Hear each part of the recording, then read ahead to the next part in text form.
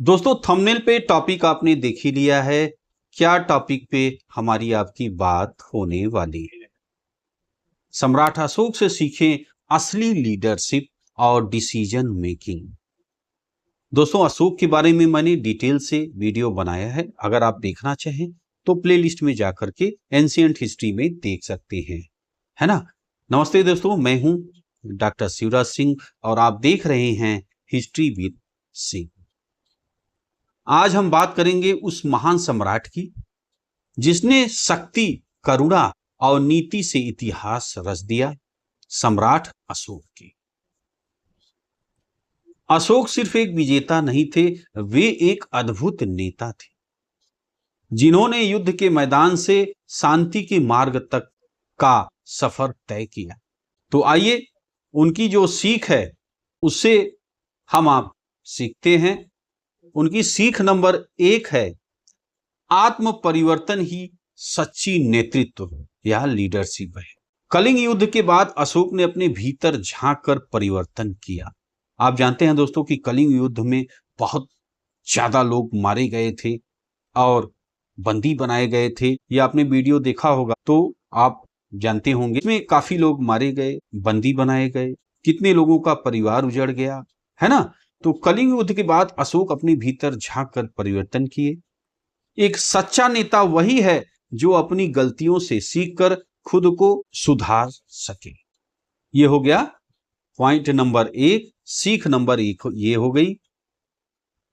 अब आ जाइए सीख नंबर 2 सम्राट अशोक की, करुणा से निर्णय लो, अहंकार से नहीं। दोस्तों देखिए, एक होती है दया। क्या होती है? दया। दया में क्या होता है कि हम किसी को देखते हैं तो हमें तकलीफ होता है, अरे यार देखो उसको कितना दर्द हो रहा है ना, देखो वो भूखा है। तो ये है दया, देख के हमें मन में तकलीफ होती है। और इससे बड़ा होता है करुणा। ये जो आप पॉइंट देख रहे हैं करुणा, करुणा में क्या होता है कि फील करते हैं, जैसे वो दर्द महसूस कर रहा है वही दर्द आप अंदर से महसूस करते हो। ये है करुणा। दया और करुणा में ये फर्क है, ठीक है। तो दूसरी सीख क्या है? करुणा से निर्णय लो, अहंकार से नहीं। अशोक ने समझा कि असली शक्ति लोगों का दिल जीतने में है, डर से नहीं। निर्णय वही बड़ा होता है जो समाज के हित में लिया जाए। अब आइए नंबर 3 सीख देखिए सम्राट अशोक की, दूरदर्शिता और धैर्य। तीसरी सीख, अशोक ने शासन में जल्दबाजी नहीं की, हर निर्णय सोच समझकर दीर्घकालिक दृष्टिकोण से लिया।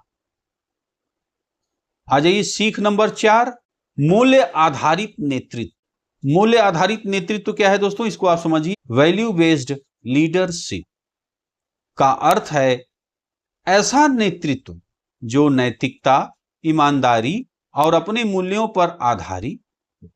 सीधे और सरल शब्दों में आप अगर समझना चाहें तो एक मूल्य आधारित नेता वह होता है जो केवल लक्ष्य जैसे प्रॉफिट, पावर, पोजीशन नहीं देखता, बल्कि सही रास्ते से, सही सोच के साथ समाज और टीम के कल्याण को ध्यान में रखकर निर्णय लेता है।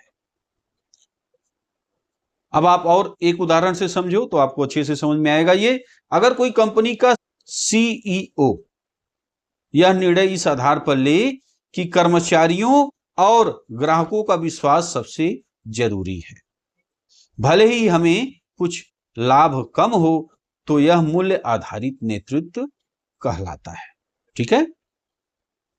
अशोक ने सत्ता से पहले नैतिकता को प्राथमिकता दी, यही उन्हें सम्राट से महान सम्राट बनाती है। अब नैतिकता का क्या अर्थ है, इथिक्स का क्या अर्थ है, यह भी आप समझ लो। सही और गलत के बीच भेद समझकर सही कार्य करना। उदाहरण से आप समझ लो और अच्छे से आपको समझ में आ जाएगा। अगर एक दुकानदार ग्राहक को सही माल और सही कीमत बताता है तो वह नैतिक व्यवहार कर रहा है, ठीक है। लेकिन अगर वह जानबूझकर खराब माल बेचता है तो वह अनैतिक व्यवहार कर रहा है। तो अब आपने सीख लिया होगा सम्राट अशोक से लीडरशिप और डिसीजन मेकिंग।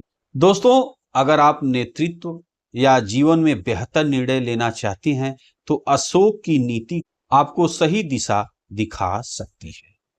वीडियो अच्छा लगा तो लाइक करें, कमेंट में लिखें मैं सीख रहा हूं, और चैनल को सब्सक्राइब करना ना भूलें यदि आप नए आए हैं।